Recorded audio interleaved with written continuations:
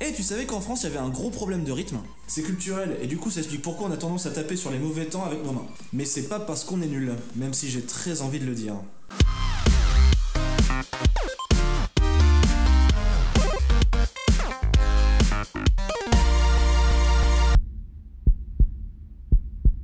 Dans une autre vidéo, je vous expliquais le sens du rythme comme je pouvais l'entendre et de sa définition qui pouvait être la plus logique. Aujourd'hui, je vais parler de ce que les gens peuvent confondre avec le sens du rythme, que je vais appeler culture rythmique parce que je fais ce que je veux. Normalement, tout le monde l'a bien compris, mais je vais quand même le dire, je parle pas de cultivation rythmique. C'est pas un chant de riz. Mais bien la façon d'aborder le rythme selon les différentes cultures. Chaque continent, pays, ville, village ou personne possède sa propre vision de la musique. Élitiste, festive, d'avant-garde, elles ne sont peut-être pas toutes forcément bonnes ou meilleures que les autres, mais elles sont là. Et du coup avec le rythme, c'est la même chose, à 2-3 trucs près. Par exemple, il va y avoir des choses super intéressantes dans certains endroits, et d'autres pas trop. Ça va vous étonner, mais la France, c'est pas Captivation Ville. Avant toute chose, je ne voulais pas parler de technique. Le solfège. Mais si je veux que ma vidéo ne soit pas qu'à base d'onomatopée, va falloir que je vous explique 2-3 petits trucs. Et c'est ce que je vais faire dans cette vidéo. Dans la majorité des musiques, le rythme se divise en 4 temps qui se répètent. On appelle ça des mesures. 1, 2, 3, 4. 1, 2, 3, 4, etc. Je pense que tout le monde s'en doutait, mais ça fait du bien de le redire. Et il va y avoir des temps forts et des temps faibles, c'est-à-dire des temps plus importants que d'autres. Et déjà ici, il va y avoir quelques petits conflits. Pour les gens qui ont étudié la musique classique, les temps forts seront le 1 et 3. En France, notre éducation musicale étant bien liée à la musique classique, qu'on le veuille ou non, nos temps forts seront le 1 et 3. Mais pour ceux qui ont étudié le jazz et les styles qui en découlent, quasiment tous, le 2 et 4 vont avoir une importance majeure. Ce ne sont pas les temps forts, mais ils sont importants quand même. Car à l'arrivée de la batterie dans la musique, une mouvance va commencer à prédominer. Les temps forts seront joués à la grosse caisse et les temps faibles à la caisse claire. Comme ceci.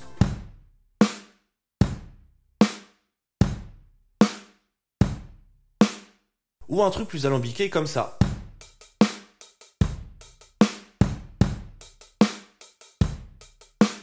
Et des fois il se peut que les coups se déplacent pour faire un effet de cassure.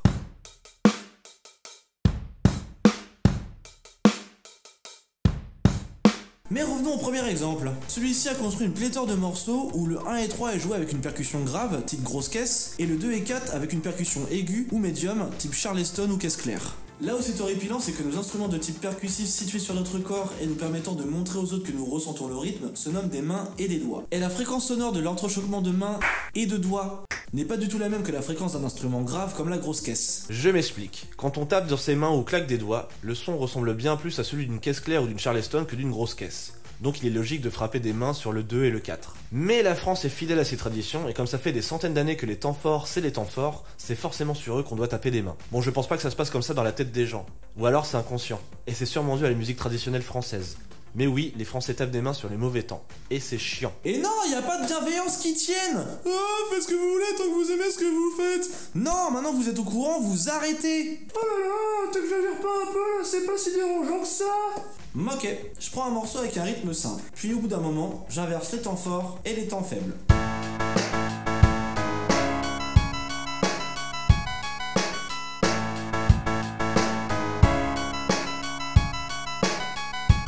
Alors, ça frotte un peu, hein. Attends, j'en fais un autre.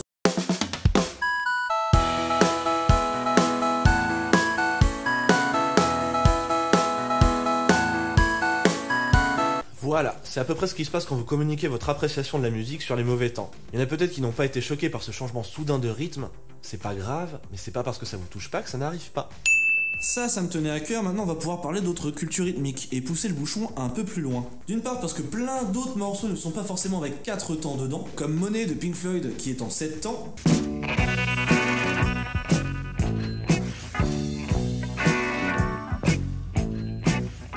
Take 5 du Dave Brubeck Quartet qui est en 5.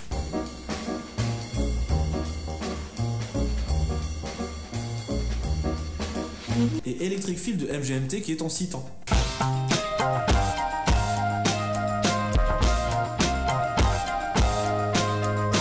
Les mesures ayant un nombre de temps non divisible par 2 vont s'appeler mesures impaires. Logique. Et que ces temps, qu'il y en ait 1, 4, 6 ou 15, vont être divisibles. Comme si on réussissait à découper un gâteau de manière égale, et ce qui va nous intéresser, c'est ce découpage en 2 et en 3. On va revenir sur un rythme en 4 temps avec un petit exemple de ce découpage. En 2, en 3, en 2, En 3. En 2. En 3. En 2. En 3.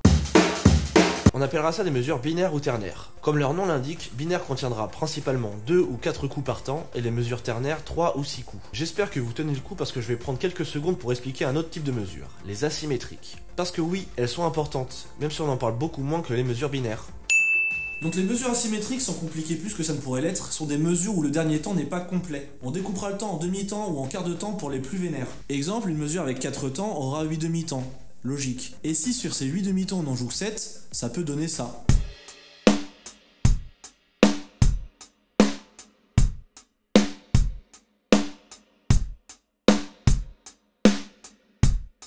Autre exemple ?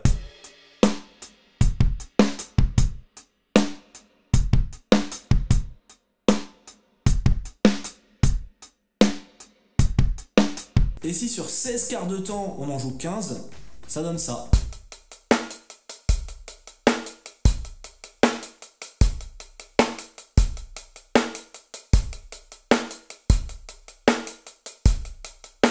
Autre exemple.